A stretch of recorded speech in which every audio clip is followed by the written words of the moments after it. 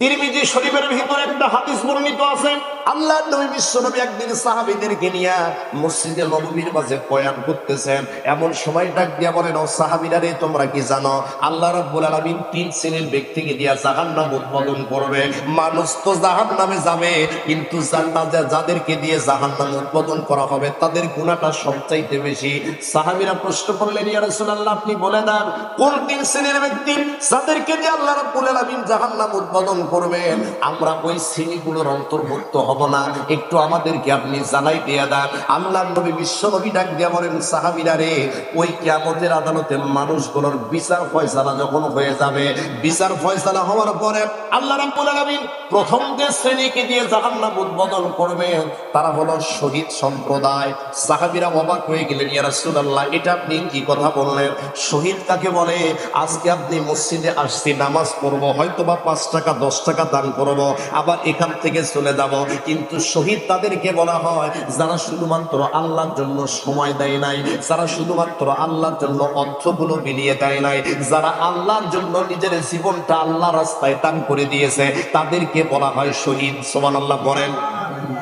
আল্লাহর নবী ডাক দিয়ে বলেন, সাহাবীরা রে, নাম্বার 1 যাদেরকে দিয়ে আল্লাহ জাহান্নাম উৎপাদন করবেন তারা হলো শহীদ সম্প্রদায়। সাহাবীরা অবাক হয়ে গেলেন, ইয়া রাসূলুল্লাহ, এটা কেমন কথা হলো? আল্লাহ কেন শহীদকে দিয়ে জাহান্নাম উৎপাদন করবেন? এইবার আল্লাহর নবী বিশ্বনবী ডাক দিয়ে বলেন, কিয়ামতের আদালতে আল্লাহ রাব্বুল আলামিন শহীদকে দাঁড় করাবেন। শহীদকে দাঁড় করানোর পর ডাক দিয়ে বলবেন, এই নিয়ামত দিয়েছিলাম তোমাকে, বুদ্ধি দিয়েছিলাম, শক্তি দিয়েছিলাম, বিরোধী পক্ষের সঙ্গে যুদ্ধ করার মতো যোগ্যতা তোমার ভিতরে দিয়েছিলাম, এই শক্তি নিয়ে, এই বুদ্ধিমত্তা নিয়ে, এই শরীর নিয়ে তুমি কি করেছো? শহীদ ডাক দিয়ে বলবেন, আল্লাহ কি করেছে আপনি জানেন? আমি আমার সারাটা জীবন আপনার দিন প্রতিষ্ঠা করার জন্য যুদ্ধ করেছি।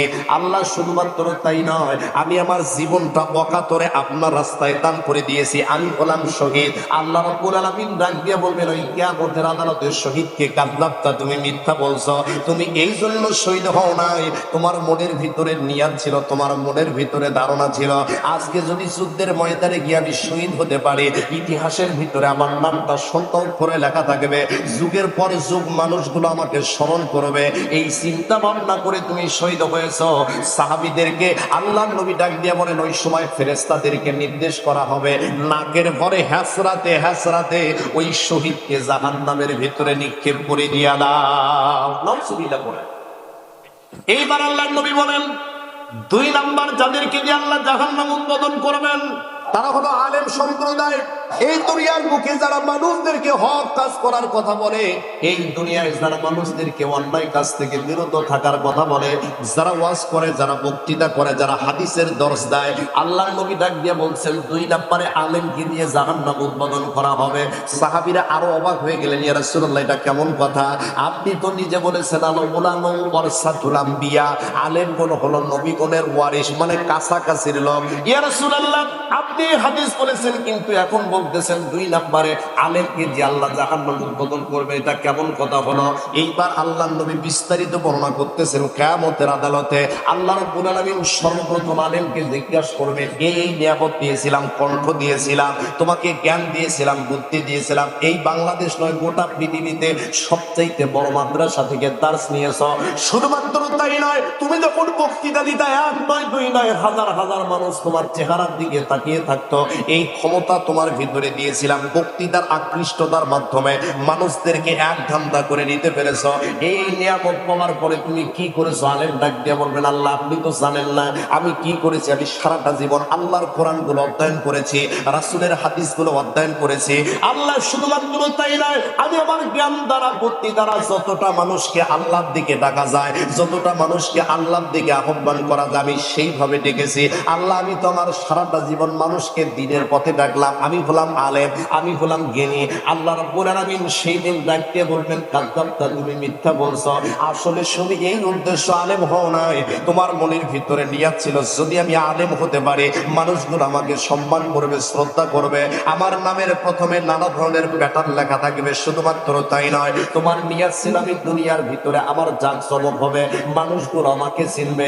এই যে তোমার অন্তরে দিয়া ছিল, লোক দেখানো ছিল, এইটা থাকার কারণে আজকে অর্ডার দিয়ে দিলাম, এই কিয়ামতের আদালতে নাকের ভরে হাসরাতে হাসরাতে আজকে আলেমকে জাহান্নামের ভিতরে নিক্ষেপ করে দিয়া দাও। নাউজুবিল্লাহ। এইবার সাহাবীরা প্রশ্ন করলেন, ইয়া রাসূলুল্লাহ, 3 নাম্বার কাদেরকে দিয়ে আল্লাহ জাহান্নাম উৎপাদন করবেন একটু বলে দেন। আল্লাহ নবী ডাক দিয়া বলেন, 3 নাম্বারে যাদেরকে দিয়ে জাহান্নাম উৎপাদন করা হবে তারা হলো সমাজের ধনী সম্প্রদায়, যাদেরকে আল্লাহ ধন দিয়েছেন, সম্পদ দিয়েছেন, টাকা পয়সা দিয়েছেন, কোনো কিছুর অভাব দেন নাই। আল্লাহ নবী ডাক দিয়া বলেন, 3 নাম্বারে তাদেরকে দিয়ে জাহান্নাম উৎপাদন করা হবে। বলে কেন উৎপাদন করা হবে? আল্লাহ রাব্বুল আলামিন কিয়ামতের ময়দানে ধনী ব্যক্তিদেরকে প্রশ্ন করবেন, তোমাদেরকে ধন দিয়েছিলাম, পয়সা দিয়েছিলাম, এই দুনিয়াতে তোমাদের টাকা পয়সার কোনো অভাব ছিল না, কিন্তু তোমরা তোমাদের ধন দ্বারা কি করেছ? এইবার তারা ডাক দিয়ে বলবেন, আল্লাহ কি করেছে আপনি জানেন, আমি তো আমার ধনগুলো আল্লাহ রাস্তায় ব্যয় করে দিয়েছি। যেখানে 10 টাকা দিলে আপনি খুশি হয়ে যাবেন, ওই রাস্তা আমি 100 টাকা দান করেছি আল্লাহ। শুধুমাত্র তাই নয়, যে জায়গার ভিতরে 1000 টাকা দান করলে আপনি খুশি হবেন, আল্লাহ আমি তো ওখানে 10,000 টাকা দান করেছি। যেখানে 10,000 দিলে খুশি হবেন, আমি ওখানে 1,00,000 টাকা দান করেছি। আল্লাহ আমি তো আমার সব সম্পত্তিগুলো আপনার রাস্তায় দান করে দিলাম। আল্লাহ ডাক দিয়ে বলবেন, তুমি মিথ্যা কথা বলতেছো, আসলে তুমি এই উদ্দেশ্য ধন উপার্জন করো নাই, এই উদ্দেশ্য দান করো নাই। তোমার মনের ভিতরে নিয়ে ছিল আজকে যদি এখানে 1,00,000 টাকা দান করতে পারি, আমার পরবর্তী যে একটা স্টেপ আছে ওইটাতে ভালো হবে, মানুষগুলো আমাকে চিনবে, তাকবীর জোরে দেওয়া হবে। এই যে মনের ভিতরে অন্তরে দিয়া থাকার কারণে দানগুলো করেছ, ফেরেশতাদেরকে নির্দেশ করা হবে নাকের ভরে হাসরাতে হাসরাতে এই ধনী ব্যক্তিদেরকে জাহান্নামে নিক্ষেপ করে দিয়া দাও। এই হাদিস বলা